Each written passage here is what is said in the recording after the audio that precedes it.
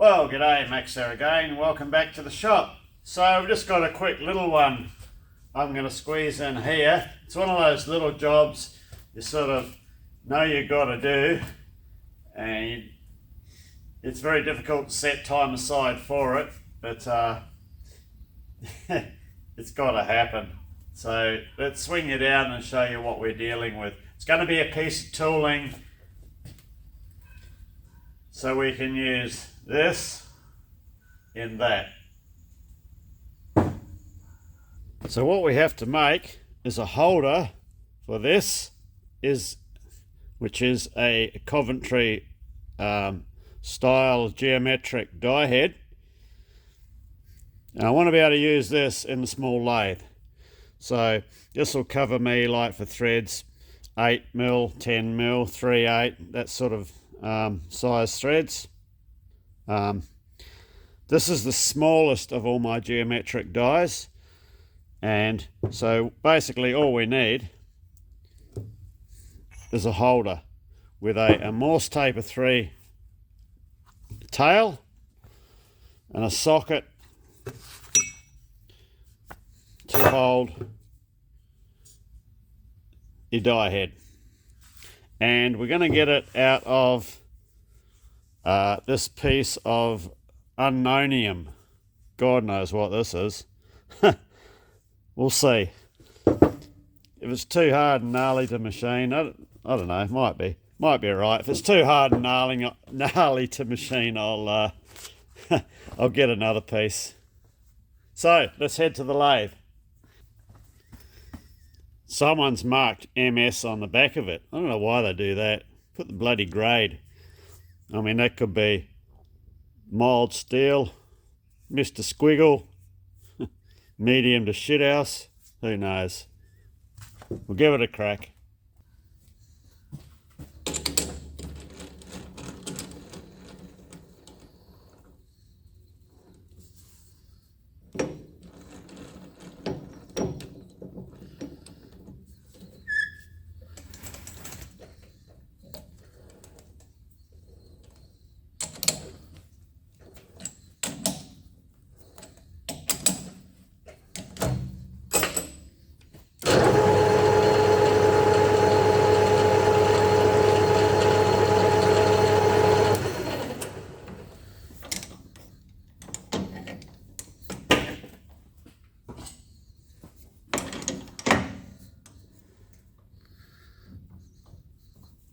It's already got a center in it, but just want to make it a bit bigger.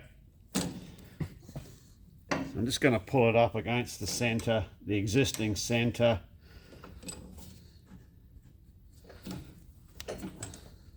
So when I put my center drill in, it's not going to snap the tip off it, being as this sort of trues it up a bit.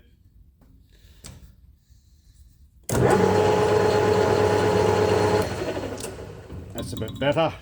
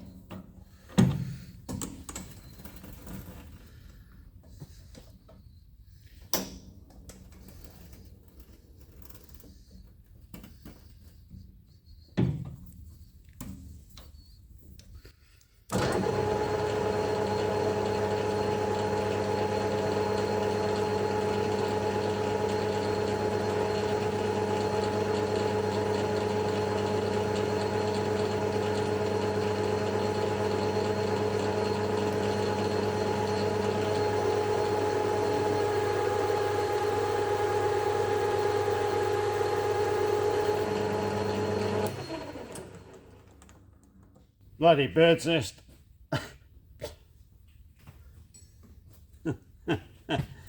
Bird's nest of the month there. Not having that.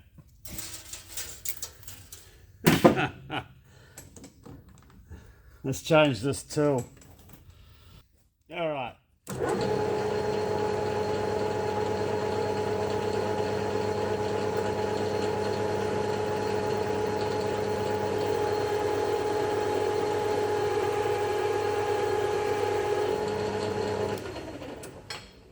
Still a bit of a bird's nest.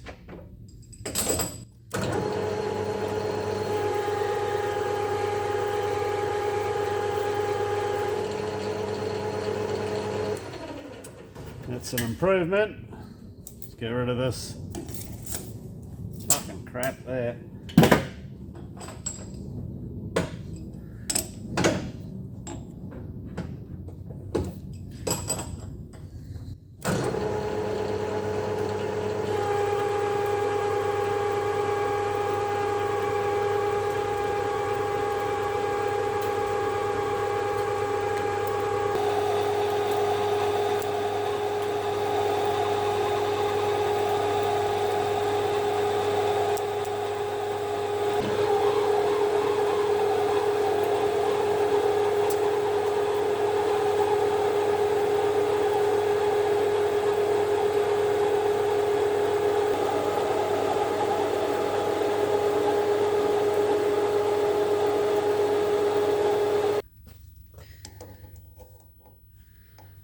That's 37. We want to go to 25, so we got 12 mil to come off it.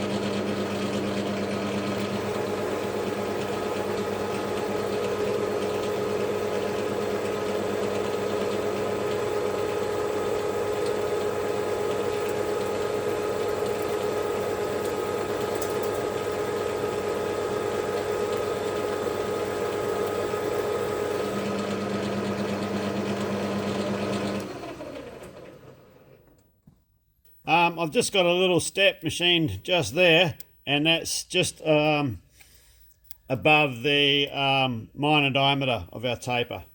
So we'll take it down to there and we'll see how we're looking.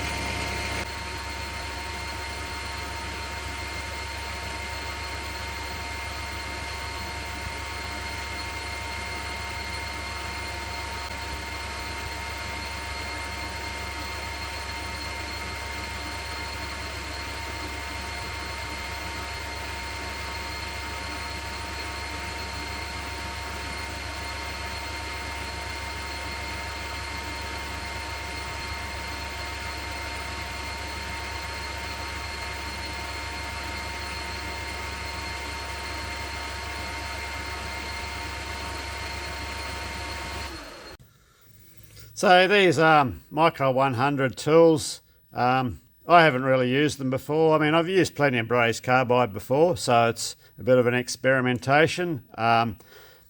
People give them a pretty good rap over there, and these are a couple that I ordered and had sent over. I got it from McMaster-Carr. So I just use a diamond lapping wheel just to sharpen them up, and very good for, seems, yeah, like if you just want to take a thou or something off a bit of mild steel, it's quite good. I actually brought them to use with our metal spraying, our Rototech new Technic torch. And that's the purpose why I brought these, as we have a bit of that coming up.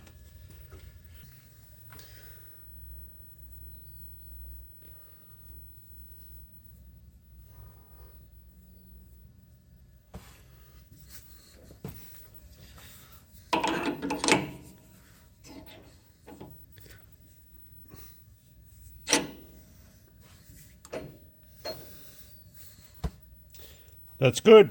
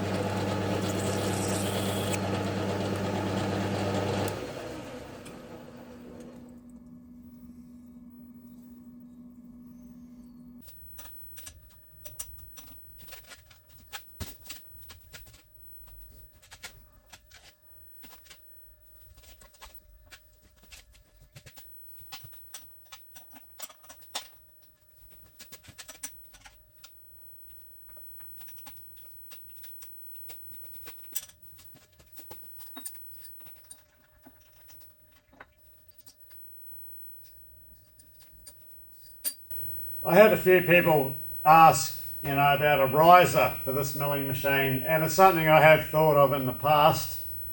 If I put one in, yeah, I don't think I ever will, because I like speed control right there, reversing switch right there, and reaching up to under the drawbar to change the tools. Everything's within easy reach. Once you start putting a riser on, things start getting up there, and you lose the magic of a Bridgeport. That is, everything's in the right spot, and it's so light and easy to operate. So anything bigger will go in the big mill behind us there. Except if it's slotting. Yeah, but our new mount bracket will solve those height problems. Good thing I didn't strip this setup down. So we've got to cut the tang. So I've got an old ball end mill, and I'll just give this just a bit of a quick dress up on the diamond lapping wheel.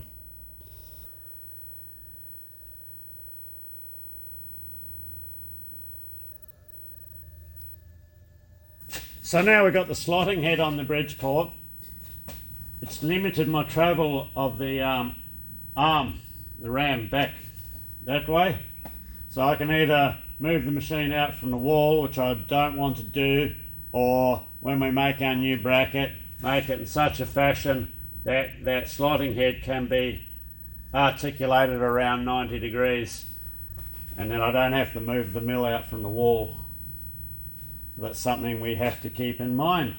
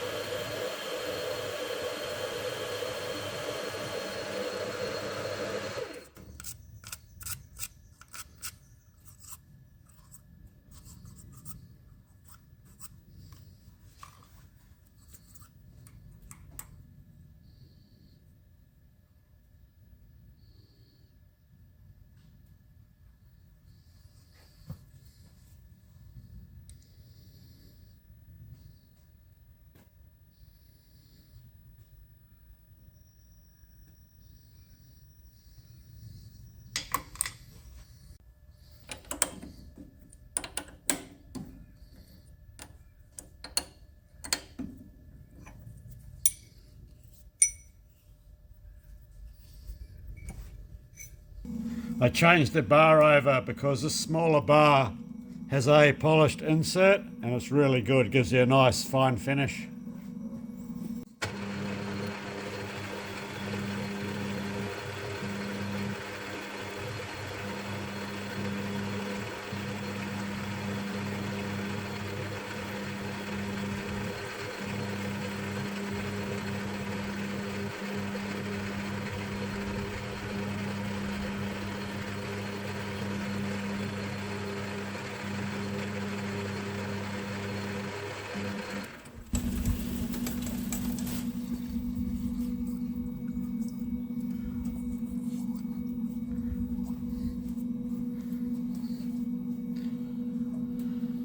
Get a size, I think we should be pretty well there. If not, we'll be pretty bloody close.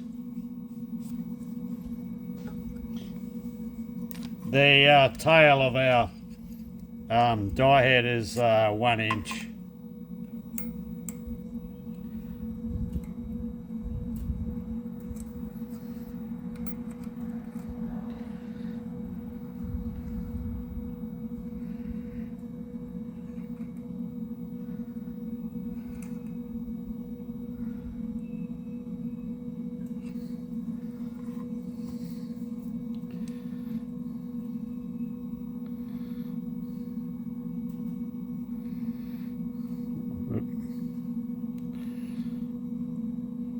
So we're just a couple of tenths under an inch there.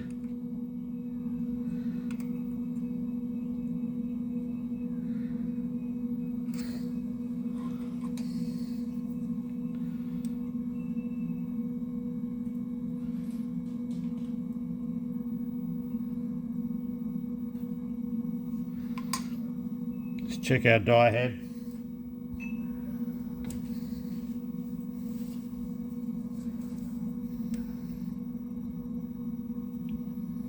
Well, that's going to be close. It might even.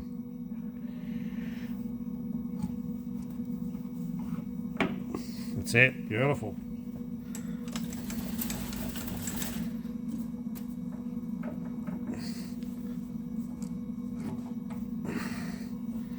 Spot on.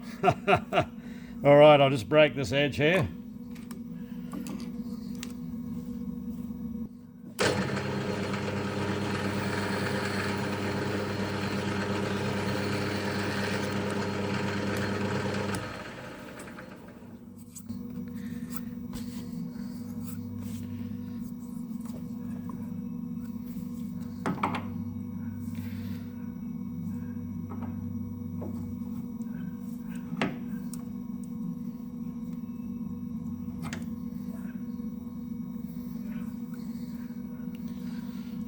Okay, so we'll just have to drill and tap a couple of holes in the side and they'll pull up oops, on the flats here.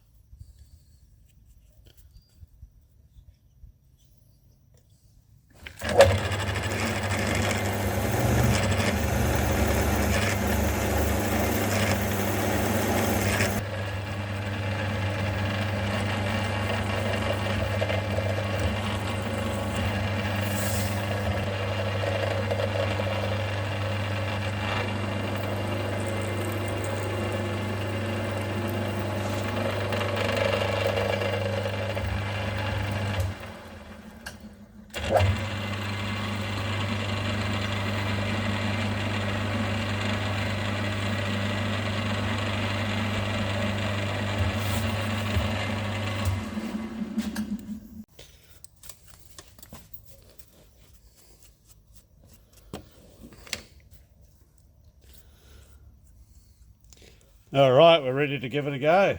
And cheers, Rob. That gunpoint tap you sent me over just tapped its first hole. Worked a treat. Thanks, mate.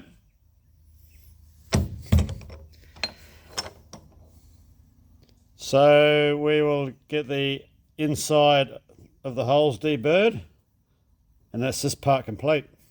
Just poking my head outside the side door of the workshop here.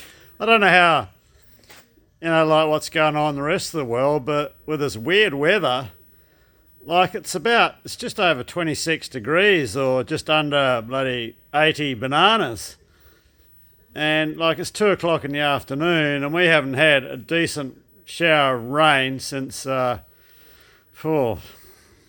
December. Yeah, it has rained in Perth, but not here. Everywhere else gets rain, but this area doesn't. So, yeah, well, so much for winter. Well, that's actually not that far off, but usually we've had a fair bit of rain by now, and the temperatures have dropped off, but not to be. So our completed arbor, what the plan is, that will go into there, and number 3 Morse Taper, so it'll fit the lathe we generally use. I've got 3 more larger ones, so later on when the JFMT lathe is running, I'll make adapters for these, and we'll use that as a demo for the taper turning attachment, because we'll do the Morse tapers. We'll do Morse Taper number 4 adapters for these ones, and we'll use the taper turning attachment. I know I ripped through this pretty quick, but yeah. So our Coventry style geometrical self-releasing die head here, they're a great bit of gear to have, providing you have a comprehensive set of the thread chasing dies that go with them. I've got quite a few, but I've got a few gaps. So these are, it's not a genuine Coventry. They're copies. It's a CH style is what these are called. CH because it has the rear part bolts, like your Arbor actually bolts on them. So let's take a close up at the thread chasing dies. Yeah, so the dies all have this locating slot to keep them all in phase with each other. Now I'll show you this bigger. There's a larger one, might be a bit clearer. So there's a lot of information on the die. So we only really need to know this number here, or this letter here, which is an S. So this designates what the material that these thread chasing dies are made to cut. The S is for mild steel. I think you can use it on copper and malleable cast iron, according to the info. The thread 5811 TPI UNC, that number there and that number there doesn't really concern us. These, however, do. Okay, this is number 4 of the set, and I believe the 08 is the number in the set. So if we look on these ones, we'll have it's that R19, R19. So those numbers all have to be the same, so it is a matched set. So let's show you how we load the dies. Oh, before we got the dies here too. The idea of these, when it cuts the thread, it's only cutting on that first full tooth. The rest of the teeth, providing the chasers have been sharpened correctly, the tip of the teeth is above center. So it cuts on that first one, and then the remaining ones keep the die in pitch with the thread. There goes an aeroplane. Our flight path is pretty close to our property here. So to load the chasers, just has this retainer plate on the front, which we remove, and there's our dies in there. So these all hook out.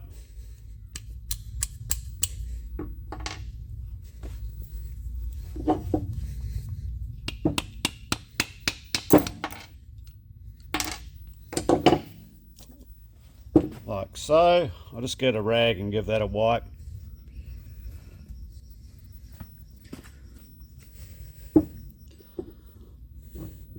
So down the bottom you can see that cam ring there. So that's what actuates, that's what locates the dies. It's in its cocked position at the moment. We can uncock it like that. You'll see those retainers come around. Yeah. So to load the dies, we're going to put in, that was a set of 8mm ones we took out, and we're going to put in a set of 3/8 UNC. So it doesn't matter which position we start in, but they are all numbered 1, 2, 3 and 4. So you start anywhere. Number 1,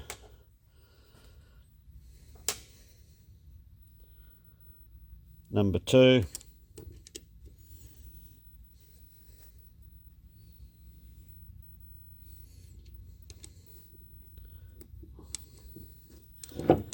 number 4, and number 3.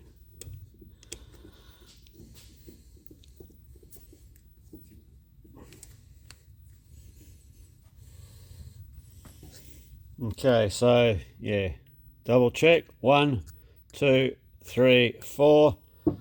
Always in a clockwise direction, regardless if they're left or right hand thread dies. If you run left hand thread dies, you still put them in numbered in the clockwise direction. So plate goes back on.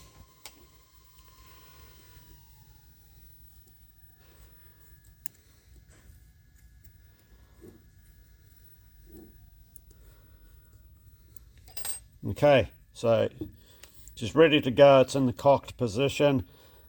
What you have on the back is a lever for roughing and finishing. So this lever just slightly opens and closes the chasers.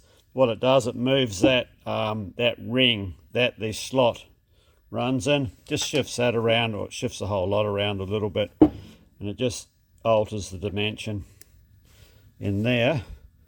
And this knob on the side rotates the whole lot inside as well, and this will give you your fine adjustment.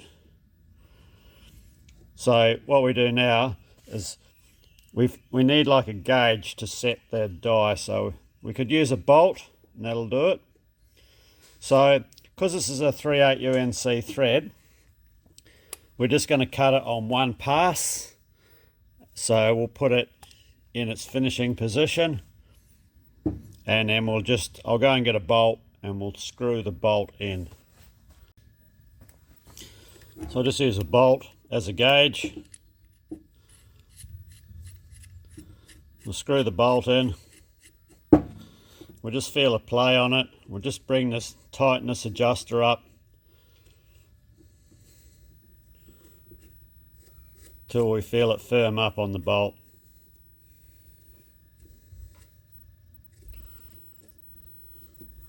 And then nip this lock up here.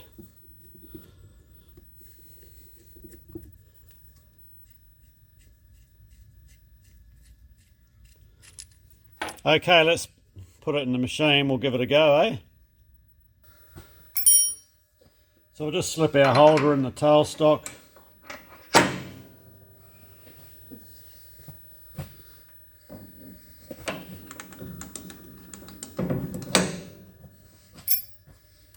Nip up our lock screws.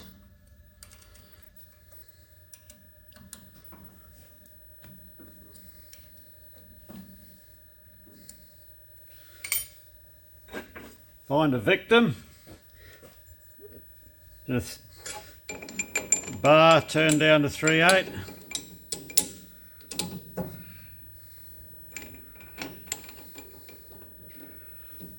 Now I've got a couple of these to do, so I'm just going to set this 50mm sticking out.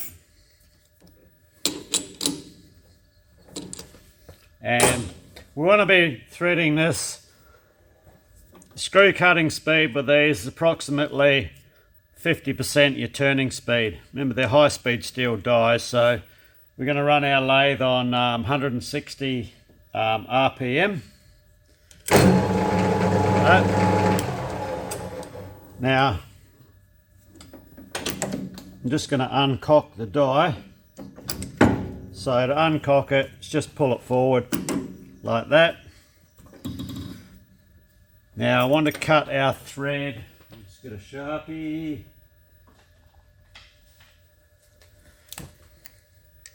Approximately, I want to stop 20 millimeters from the shoulder.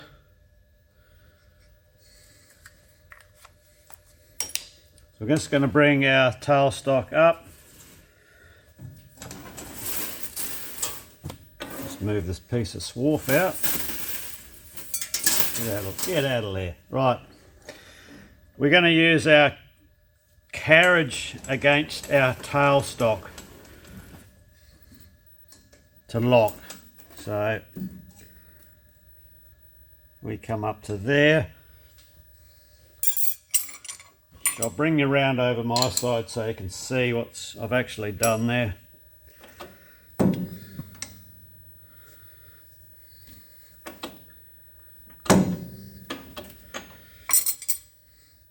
So basically what I've just done there is I marked where I want the thread to stop. And then I push the tailstock up, hard up against the carriage. And the carriage is locked. Now the end of the die is pretty well level with where I want it to stop cutting, and that's the point where I want the die to disengage. So when the die is in its cocked position, we'll push with the tailstock, the die will pick up and start cutting the thread, and when the tailstock, which has been dragged forward by the die, when it contacts the carriage, the tailstock will stop moving, the die will continue to move forward a fraction and then uncock. So recock it, and let's put a cutting oil on and we'll give it a go.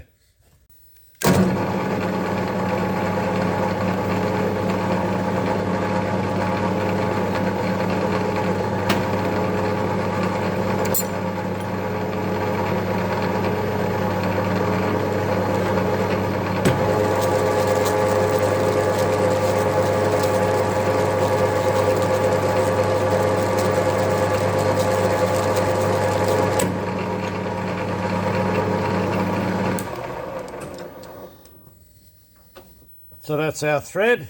It's cut a very nice thread. We'll check it with our nut.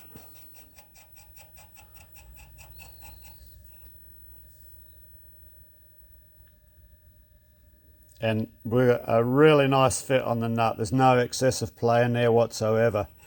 So we hit our sizing on our adjustment of the die, pretty well bang on, straight up. So these work really well in a turret lathe or capstan lathe, where you've got your big hand wheel there to control it all, and proper stops and things like that. In a centre lathe, I've always just used the carriage to stop it.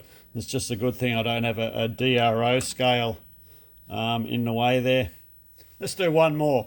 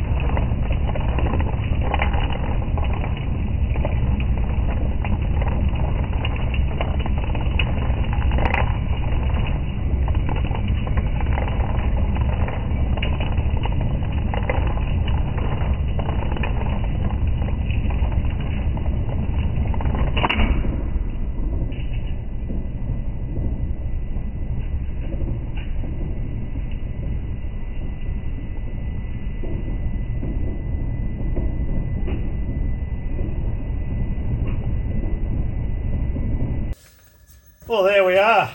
That's bit of a different video, but just a bit of a brief look at a different method for screw cutting in the workshop. As I said, these are in their element on a turret lathe or capstan lathe. They are, to get a good set of them, well, it's not cheap, put it that way. By the time you get a good collection of the dies, the thread chasing dies that go with them. I mean, I have quite a reasonable set that cover most of the common threads that we use. So, yeah.